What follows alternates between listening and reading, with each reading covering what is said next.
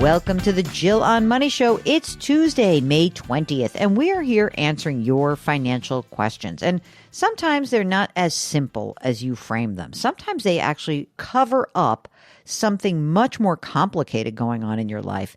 And so I know sometimes you'd like, oh, I'm just going to send you an email. But one of the reasons we love having you on the air live is that we can ask a lot of follow-up questions.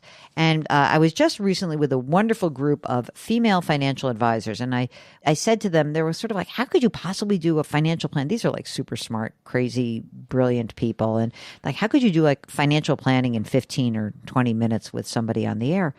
I said, well, the key is to listen to what is not said. And sometimes you guys will come on the air and you'll say one thing, and then we go a little bit deeper and there's another situation that is underneath it.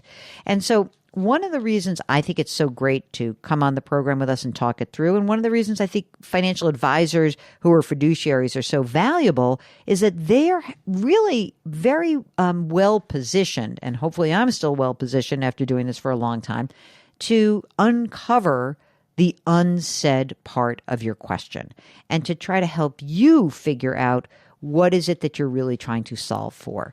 So if that feels like something that you could get into, just go to our website, jillonmoney.com, click the Contact Us button, write us the note. And if you want to come on the air, check the box. Mark will do everything else. While you're on the website, you'll see we've got all sorts of content that lives there. You can buy my books. You can subscribe to Jill on Money Live, $45 to be part of 4 live webinars for the next 12 months. Our next one's coming up. Mike Quincy from Consumer Reports going to talk cars and trucks Thursday, June 5th. And you also get all the back catalog of our webinars and bonus audio and video content. Everything there at jillonmoney.com. And yeah, there's a bunch of free stuff too. But, you know, I'm trying to shake the trees a little bit today. All right, let's get to you. Enough about us. We are talking to Lillian, who joins us from Berkeley, California. Hello, Lillian. How are you? Hi, I'm happy to be here. Oh, excellent. What's going on? How can we help you out today? So I've just started listening to your podcast, which might be a little strange because I'm 24 and retirement is not necessarily upcoming for me. Dude, we do everything. It's not just retirement. Just know that we do it all, and we love our young listeners. You're not alone. You're not alone. Yay. Okay. Glad to hear it. Good. But retirement is upcoming for my mom. She is a little bit later to the saving for retirement game. I think she started about 5 years ago. And just trying to get into personal finance, like when it seems like everyone's already ahead of you and you're trying to retire in the next 10 years, has been kind of overwhelming for her. So I've been trying to help out a little bit, but I also don't know that much. So I'd love to just chat with you and see, is it possible for her to retire in the next few years? What kinds of steps should we be taking? Okay, that makes sense. And so let me just ask a little bit about you. So you're 24. Are you living home or are you living on your own right now? I'm living on my own. I'm in grad school at Berkeley. Oh, I hope you're studying something that's going to make you a lot of money. I hope. Maybe. I hope some so money? Too. Let's talk about mom for a moment. So are you self-sufficient right now? I am, yes. Okay, yeah. Great. Okay, so how old is your mom? She's 65. She's about to be 65. And are you the only child or are there others? I am, yes. It's just us, me and her. Okay. Oh, love that. So you're a team, which is great. What is she doing right now for income? She's working right now? She's working, yeah. How much does she earn? $140K a year. Wow. That's a lot. Yeah. She just got a new job that she loves. Fantastic. So she started 5 years ago. She's 65 now, and yes. She wants to work for how much longer? So I mean, if it were up to her, I think she'd be done tomorrow, but I think she's decided that she's probably going to work until she's 70. Okay. But she loves it. I know, that's so good. I mean, why stop if you're loving it? And she got a late start, so she probably got a lot of energy. She's not like us, beaten down and exhausted. How much has she saved? This is really the critical question. Yeah, you said she got a late start. So does she have a 401k or a 403b? What does she have? She does. She has a 401k with about $200,000 in it. Wow. Oh, my God. Okay. In 5 years. That's pretty good. No, it's amazing. Yeah. What else does she have? She have money in the bank? She has a brokerage account that she just started with about $200,000 in it. How could mean? What do you just started? How did she get all this money? This is incredible. Well, so for the past 5 years, she was living with my aunt and saving a lot of money. Basically, all of her money she was just putting right into the bank. Okay. And does she rent now or does she own her own home? She owns her own home. How much is the house worth? So the house is worth, I guess that's a good question. Because she lives in San Diego and property values have really exploded since she bought. Okay. But the mortgage has $180,000 left on it. Okay. Do you know the interest rate on the mortgage? Yeah, 3.7. Okay. Do you remember what she, like when, I can almost guess what the value is if you tell me when she bought it and for how much. Yeah, she bought it in, I think, 2010 for about $450. Oh my God. I mean, I'm going to guess it's probably worth $8 is my guess. I think I think houses in the neighborhood that are similar have been going from $8 to $1 million. Okay. So, but she likes it. She wants to stay there, right? Yes. Okay. And you're okay with her staying there? Like she's going to be, she has a community and she's alone, but she's okay, right? Absolutely. She's got, I mean, my family's there. Like, okay. She's good. Okay. So the 200 grand in a 401k, a 200 grand in brokerage, the house, does she have like a bank account that she has money in? Yeah. She has about $50,000 just in cash. Is that it for the assets? Is there anything weird hanging around? Like, okay. And what about the amount of money she spends? Do you know what it costs her to live her life? Yes. So this is a little, because her main like fixed expense is the mortgage. Yes. And basically I talked to her a little about her monthly budget, and it seems like her take home is about $7,000 a month. Okay. Her budget is anywhere from 4 to 6.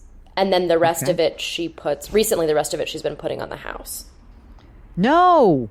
Okay. No. I'll tell her no. No. Okay.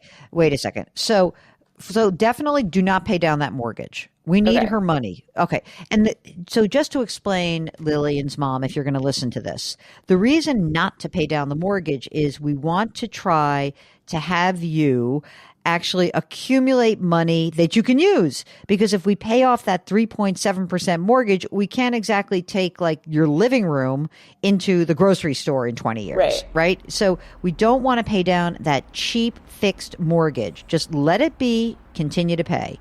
So if her take home is $7 grand and she's got what do you think a $2,000 variance, what do you think that's about? Do you think that's like, because only because she's at a certain point in your life, you would kind of know what your expenses are. Is that because she travels a lot? Like what else is going on? So this is, I think, that one of the bigger things is my grandmother is living with her. My grandmother's 95, and that is a lot of expense. I mean, she just came out of the hospital. She Okay.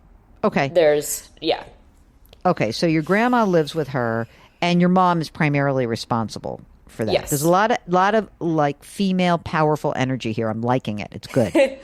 And I presume grandma has Social Security, but not much more than that, right? Yes. We recently got her on Medicare, or she's been on Medicare, but now we got her on Medicaid. So a lot of her health insurance has just become covered. Oh, thank goodness. That's good. Yeah. Okay. So your mom has health insurance through her work, right? Yes. Okay, and so when she turns 65, she still has to say, hey, I'm signing up for Medicare. I'm not taking my benefits yet. That's important. Okay. The next part of this is how much is she entitled to in Social Security when she turns 70? Yes. So I have the breakdown right here. It seems like at 70, she'll get $3,900 a month. Perfect. That's great. That's a good chunk of money, right? Yeah. And the money that's in the 401k, I presume that is a traditional 401k, meaning she's earning 140 and okay, so that's all traditional, the brokerage account, the bank. Okay. I'm feeling pretty good about this. I mean, oh, that's great. Is she contributing to the 401k actively? Do you know? Yes. Yeah. Do you know how much she's putting in? That's a good question. I don't have the info in front of me, but she assures me that she maxes out the employer match. Okay, at least the employer match. Okay, that's good. Mark, how do you think Lillian's mom is doing? I mean, especially because I think that her expenses are, let's just presume her expenses are $5 grand a month. You know, your grandmother may have reduced the actual need, but let's just say it's $5 grand a month. generally speaking. So at $5,000 a month, Mark, how do you think Lillian's mom is looking at age 70 in 5 years, knowing that she'll have $5,000 a month of need expenses? Yeah, in 5 years at 70, there's no issue. She's got 400,000. That's going to grow. She's contributing whatever she's contributing to it, so that's going to keep growing for 5 years. Social Security is going to kick in. There's really no problem. I don't think that there should be a big problem. But what I want to just remind you, Lillian, and your mother is that if she enjoys what she does, the longer she works, the better this all looks. And what do I mean by that? Okay, so she can claim her Social Security benefit at age 70 and keep working. So she can get that money. She might even if she said, I love my job, maybe she could talk to her boss. I could do it part-time. I mean, if they love her and she loves it, then making that money is going to build up her confidence. And I think that would be really interesting and potentially important for her.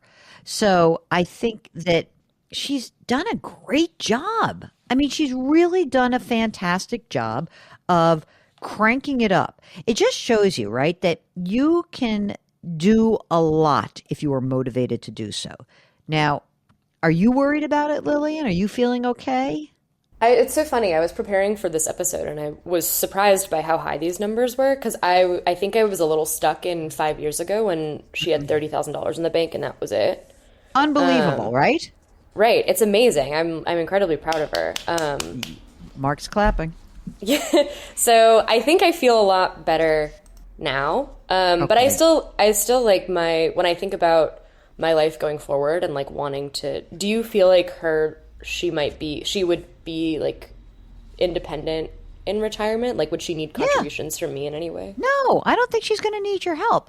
But is she freaked out about that? Is that like one of the, in other words, I have to try to figure out, like, is there something going on underneath here that's like, oh my God, my mother would never want to rely on me because my grandmother relied on her. And that would be like, I don't want to repeat that cycle. Is that kind of where we are in the life cycle of the Lillian female powerful women family? I mean, I think that it's not her favorite idea that she would have to rely on me. But I think, over the years, because, for a long time, we were not in this situation. And so I feel like she had kind of accepted it. But I think she's going to be thrilled. I think she should be thrilled. And I think you should be proud of her and she should be proud of herself. Yeah. So if you want to really kind of, if you want to like lower the temperature a little bit, one way to do that is to say to her, don't rush to pay off the mortgage, right? You can use that money because again, one of the reasons I like having the money available in a brokerage or the 401k is that she will need to pull the money out of these accounts to help supplement her Social Security. Yeah, she's going to need it. Instead of putting any extra money towards the mortgage, I would increase the contributions at work. Yeah, it might be easier to do that. Either do the workplace 401k or throw the money in the brokerage. Saves like whatever let's just say she's like, well, every couple of months I put $1,000 down on the mortgage. Don't do that. Take the money and say I'll put an extra $500 a month in my 401k or my brokerage account. Like use it that way. And, not to be crass, but obviously your mom is not going to be paying for your grandmother's expenses forever. No, absolutely. She's going to be in a great place, living in a place she likes. Again, if she wants to feel that sense of independence, the best way to feel that is to keep working. If you told me she hated her job, that would be one thing. Like, oh my God, I hate this so much. It's the worst thing ever.